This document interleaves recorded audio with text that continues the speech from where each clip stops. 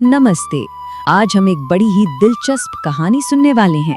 एक ऐसी कहानी जो हमें सिखाती है कि हमारी असली ताकत और मकसद वो हमें बने बनाए नहीं मिलते। नहीं, उन्हें तो मेहनत और लगन से बनाना पड़ता है। बिल्कुल वैसे ही जैसे कोई कुम्हार कच्ची मिट्टी को एक खूबसूरत शक्ल देता है। तो चलिए शुरू करते हैं ये कमाल का सफर। तो कहानी की शुरुआत होती है एक बहुत ही शांत और प्यारे से गांव से। इसी गांव में एक लड़का रहता था। अब ये लड़का आप समझिए बिल्कुल कच्ची मिट्टी के ढेर जैसा था। मतलब उसमें काबिलियत तो बहुत थी, संभावनाएं तो थी, पर वो मिट्टी अभी तक बेजान थी, उसका कोई आकार नहीं था। तो सबसे पहले देखते हैं कि ये लड़का आखिर था कैसा। मतलब उसकी जिंदगी में कोई दिशा ही नहीं थी। ये कहानी का वो हिस्सा है जब तक उसकी जिंदगी ने एक नया मोड़ नहीं लिया था।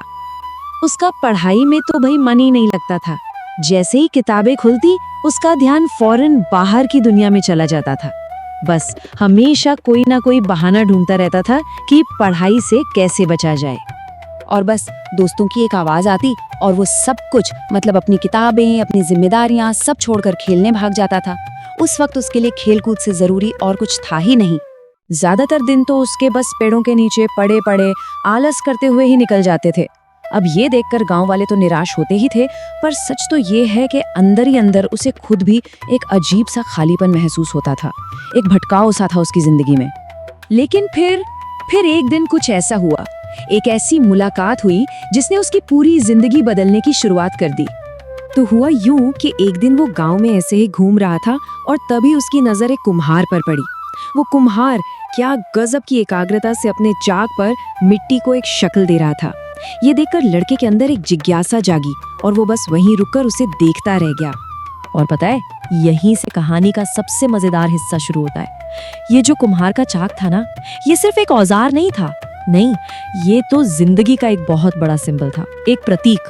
लड़के को धीरे धीरे ये बात समझ आने लगी कि अरे, जैसे इस मिट्टी को ध्यान और सब्र से कोई भी खूबसूरत शक्ल दी जा सकती है, वैसे ही तो जिंदगी को भी मेहनत और पक्के इरादे से गढ़ा जा सकता है।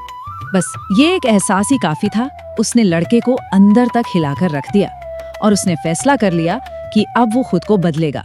और यहीं से शुरू हुआ उसकी जिंदगी का सबसे मुश्किल सफर, अनुशासन का रास्ता, जहां उसके असली चरित्र का निर्माण होना था। और बदलाव देखिए कितना बड़ा था। कहां पहले उसकी जिंदगी में सिर्फ भटकाव था, आलस था, निराशा थी, और कहां अब उसकी जगह ले ली थी पढ़ाई ने, काम ने और एक पक्के इरादे ने। ये एक बहुत ही साफ और मजबूत फैसला था जो उसने लिया था। उसका नया रूटीन आसान तो बिल्कुल नहीं था। वो दिन रात पूरी लगन से पढ़ाई करता था, फिर जाकर परिवार के खेतों में भी हाथ बटाता। और सबसे मुश्किल क्या था, जब दोस्त खेलने के लिए बुलाते थे तो उसे खुद को रोकना पड़ता था और अपने काम पर ध्यान लगाना पड़ता था। हाँ, ये बहुत मुश्किल था, पर उसने हार नहीं मानी। वो हर रोज पूरी लगन से इसी रूटीन को दोहराता रहा। कहते हैं ना, सच्ची मेहनत कभी बेकार नहीं जाती, उसका फल तो मिलता ही है। तो चलिए अब देखते हैं कि लड़की की इस जबरदस्त मेहनत और लगन का आखिर नतीजा क्या निकला। उसकी जिंदगी अरे पूरी की पूरी बदल चुकी थी। सोचिए, जो लड़का कल तक सबके लिए निराशा का कारण था, आज वही लड़का पूरे गांव का सम्मान बन गया था। उसे अपने अंदर एक नया आत्मविश्वास, एक नई ताकत महसूस होने लगी। और बात यहीं खत्म नहीं हुई, वो तो गांव के दूसरे बच्चों को भी पढ़ाने लगा और अब वो पूरे समाज में गर्व से सिर उठाकर खड़ा था। और अब कहानी पहुंचती है अपने आखिरी और शायद सबसे गहरे पड़ाव पर। ये वो मोड़ है जहां उस लड़के को कुम्हार के चाक का असली ज्ञान, असली मतलब समझ में आता है। कई साल गुजर गए। वो लड़का अब एक काबिल और आत्मविश्वासी नौजवान बन चुका था।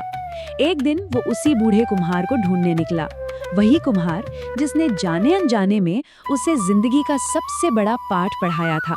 वो बस उनका शुक्रिया अदा करना चाहता था।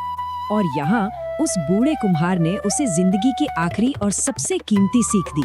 उन्होंने कहा, बेटा, बर्तन की कीमत उसके बनने में नहीं बल्कि उसके इस्तेमाल में है। कितनी गहरी बात है ये। इसका मतलब ये था कि हमारी काबिलियत और हमारे ज्ञान का असली मूल्य तब है जब वो दूसरों के काम आए, दूसरों की सेवा में लगे। और ये कहानी जाते जाते हम सबके लिए एक बहुत बड़ा सवाल छोड़ जाती है। सोचिए, हम सबकी जिंदगी भी तो एक चाक की तरह है और हमारी काबिलियत कच्ची मिट्टी जैसी। तो सवाल ये उठता है कि हम हम अपने जीवन के इस चाक पर आखिर किस मकसद को, किस उद्देश्य को शक्ल दे रहे हैं।